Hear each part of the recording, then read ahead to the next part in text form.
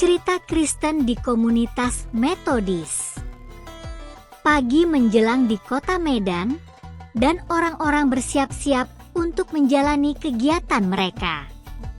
Dari kejauhan terlihat gereja Metodis yang berdiri di tepi Sungai Deli, dengan salib putihnya bersinar di bawah sinar matahari pertama.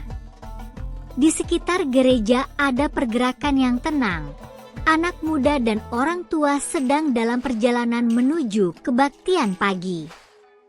Axel Haniel berjalan menuju gereja bersama keluarganya, masih merenungkan kata-kata dari pelajaran Alkitab kemarin. Sebab karena kasih karunia kamu diselamatkan oleh iman itu bukan hasil usahamu, tetapi pemberian Allah. Efesus 2:8. Dia telah tumbuh di komunitas Metodis, di mana iman pada kekuatan kasih karunia dan kehendak bebas manusia adalah pusat ajaran. Hari ini dia bersiap untuk berbicara kepada kelompok dewasa muda. Namun dalam hatinya dia merasakan kerinduan akan bimbingan rohani yang lebih dalam. Di pintu gereja, Axel melihat teman lamanya, Bang Axel, yang telah menghabiskan bertahun-tahun melayani di komunitas, membantu orang miskin dan yang lemah. Mereka saling bertukar salam cepat.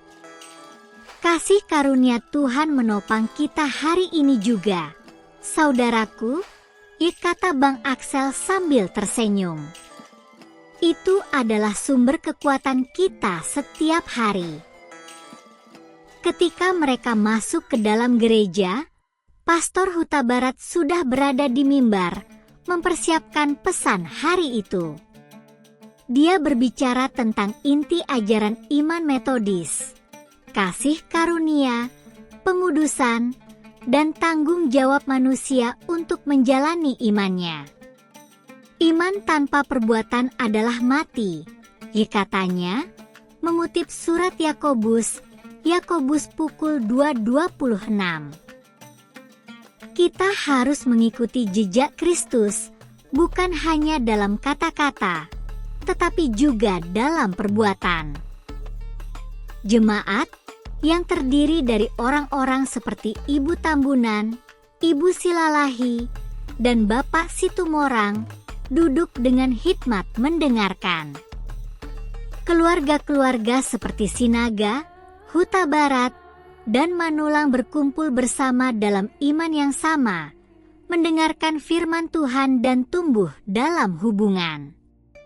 Setiap orang tahu bahwa hidup di hiruk-pikuk kota Medan tidak selalu mudah. Banyak yang memiliki beban, tetapi di gereja mereka menemukan penghiburan dan hubungan dengan Tuhan. Setelah kebaktian, tiba waktunya untuk sesi doa bersama yang dipimpin oleh Opung Hotma, seorang jemaat senior yang memiliki otoritas rohani yang mendalam. Suaranya terdengar lembut namun kuat. Tuhan, Engkau adalah benteng dan perlindungan kami. Berkatilah komunitas ini agar tetap kuat dalam cinta dan iman.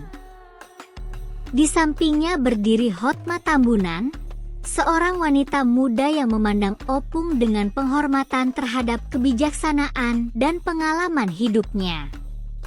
Sementara itu, anggota jemaat yang lebih muda, seperti Sondang dan Cervien, duduk di bangku gereja sambil memandang keluar jendela, memikirkan bagaimana Tuhan bisa menggunakan hidup mereka. Chandri, yang duduk di sebelah mereka, berbisik, "Tahukah kamu, Tuhan memanggil kita semua untuk tugas-tugas yang berbeda. Mungkin tugas kita adalah membawa harapan kepada mereka yang paling membutuhkannya." Saat hari mulai beranjak malam, keluarga-keluarga seperti Adelia, Kartika, dan Nainggolan masih berada di depan gereja, berbincang-bincang. Tama dan Liam berbagi kabar gembira tentang keluarga mereka, sementara Purba, Sirait, dan Siahaan membicarakan tentang perkemahan pemuda yang akan diadakan di Bukit Simalungun. Tidak jauh dari sana, Nino dan Monza, dua pemuda aktif dari jemaat, berdiskusi tentang acara amal mendatang yang bertujuan mengumpulkan dana untuk membantu keluarga-keluarga miskin.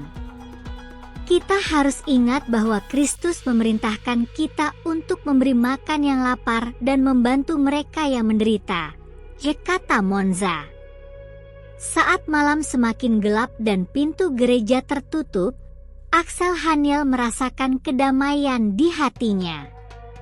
Dia tahu bahwa meskipun ada tantangan, kasih karunia Tuhan akan terus membawa mereka maju. Mereka adalah bagian dari rencana yang lebih besar, bagian dari tubuh Kristus, dan bersama-sama mereka akan mampu menghadapi segala rintangan.